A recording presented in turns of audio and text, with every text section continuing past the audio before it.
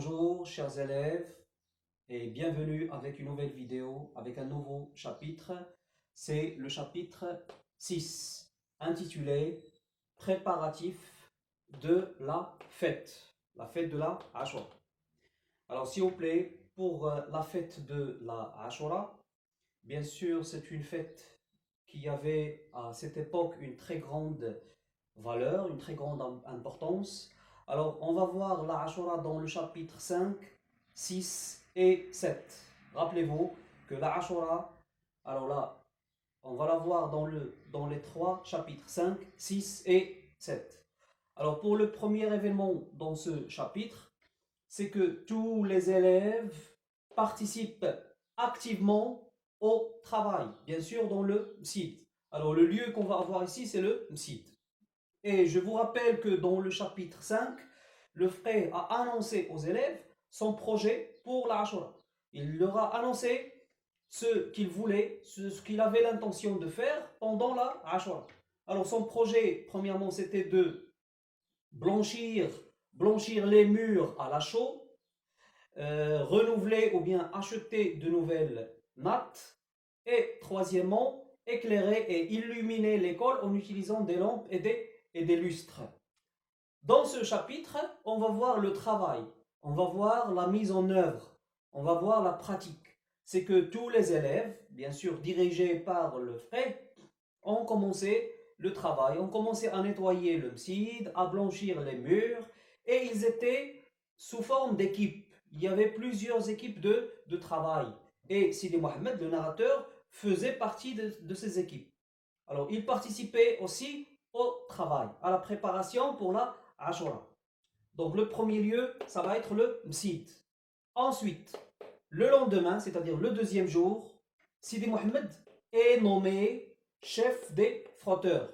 Le deuxième jour, le frère a formé des équipes et il a désigné, il a nommé Sidi Mohamed comme chef d'un groupe qui est chargé de frotter le sol. Pourquoi? Parce que la terre, bien sûr, était tachée, était pleine de taches. Des taches de quoi? De la chaux. Donc là, il était très heureux, il était très fier parce qu'il était le chef d'une équipe. Il donnait des ordres, il recommandait, etc. Alors là, bonheur et fierté, il était très heureux, très joyeux. Bonheur et fierté du narrateur, malgré la fatigue. Alors c'est vrai que c'était un travail fatigant, que c'était un travail dur, pénible. Il avait mal au coude, aux mains, aux muscles, etc. Mais malgré cela, il était très heureux, il était très joyeux. La mère emmène son fils à la Pressaria pour lui acheter des habits neufs. Alors s'il vous plaît, directement après le retour de Sidi Mohamed du Msid, il était très heureux. Alors il a raconté à ses parents tout ce qu'il a fait. Il leur a raconté que sans lui, aucun résultat ou bien aucun travail ne sera fait.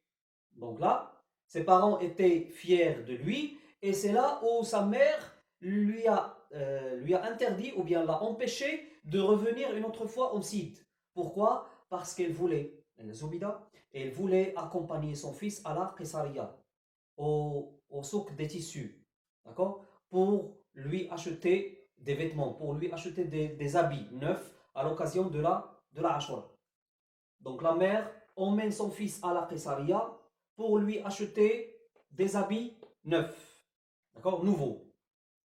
Et les vêtements que Lella Zoubida voulait acheter à son fils sont une cotonnade, c'est-à-dire un tissu. Alors un tissu blanc, une cotonnade blanche. Pourquoi cotonnade blanche? Parce qu'elle voulait confectionner une chemise à son fils. Une chemise blanche.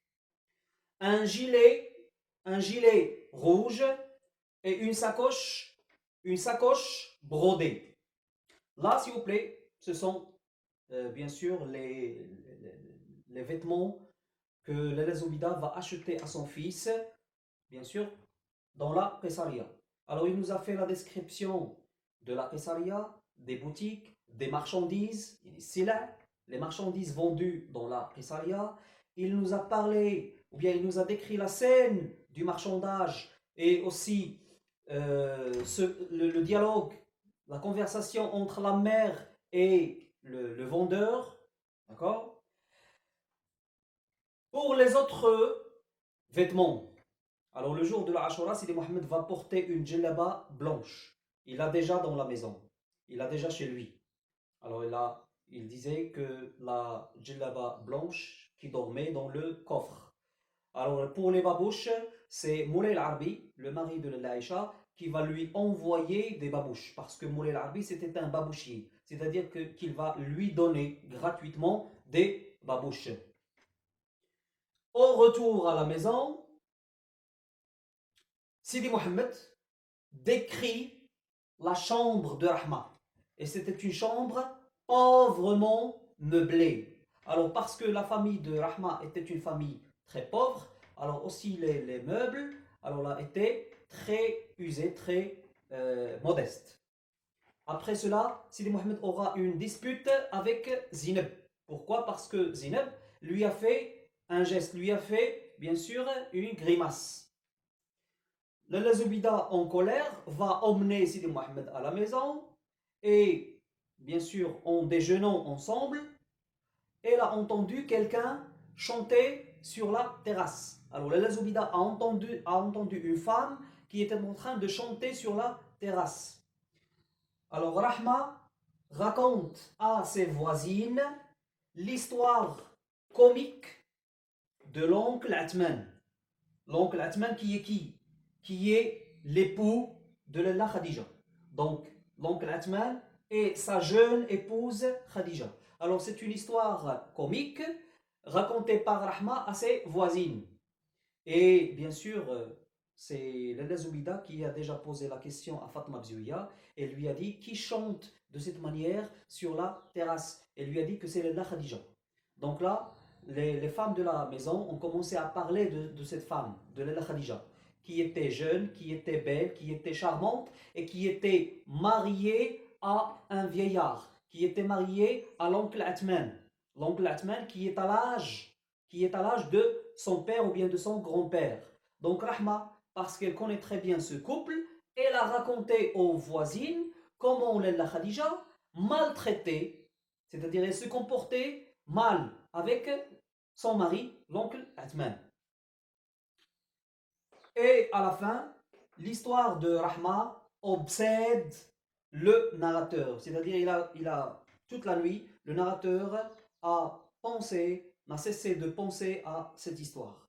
Il a beaucoup aimé la manière avec laquelle racontait Rahma, parce qu'elle racontait d'une manière comique. Et en plus de ça, Sidi Mohammed, parce que c'est un enfant rêveur, parce que c'est un enfant qui aime l'imagination, alors il a imaginé cette histoire pendant toute la nuit de sa façon. Alors, chers élèves, là, ce sont les événements du chapitre 6 présentés d'une manière plus ou moins courte, d'une manière résumée, d'une manière brève. Alors, ce que, s'il vous plaît, je vous demande, c'est de réviser ces événements, c'est de relire une deuxième fois, si c'est possible, le chapitre, et aussi, s'il vous plaît, de voir les lieux cités dans ce chapitre. Alors ici, on a le site, on a la maison de la voyante, on a la Qessaria, d'accord? Alors là, ce sont les trois lieux où se déroulent les événements. Pour les champs lexicaux, alors si je vous pose la question, quels sont les champs lexicaux utilisés dans ce chapitre? Alors on va voir dans chaque séquence un champ lexical dominant. Par exemple ici dans la Qessaria, on va avoir le champ lexical du marchandage. D'accord? Ou bien le champ lexical du commerce, tijara. Alors on va avoir Qessaria, on va avoir vendeur, on va avoir marchand, on va avoir boutique, on va avoir... D'accord? Alors ce sont des mots qui ont une relation avec le commerce. Ici, s'il vous plaît, on va avoir le champ lexical, premièrement, du site, et on va avoir le champ lexical du travail en groupe. Parce que là, tous les élèves ont participé activement à la préparation. Alors, ce que je vous demande, s'il vous plaît, c'est de travailler sur les champs lexicaux, sur les lieux, pourquoi pas sur les registres, qu'on va voir dans une vidéo prochaine. Et n'hésitez pas, s'il vous plaît, de m'envoyer vos questions et vos propositions, vos commentaires. Et c'est la fin de notre vidéo. Je vous remercie pour votre attention et attendez la vidéo prochaine avec un nouveau chapitre. Merci beaucoup. Au revoir.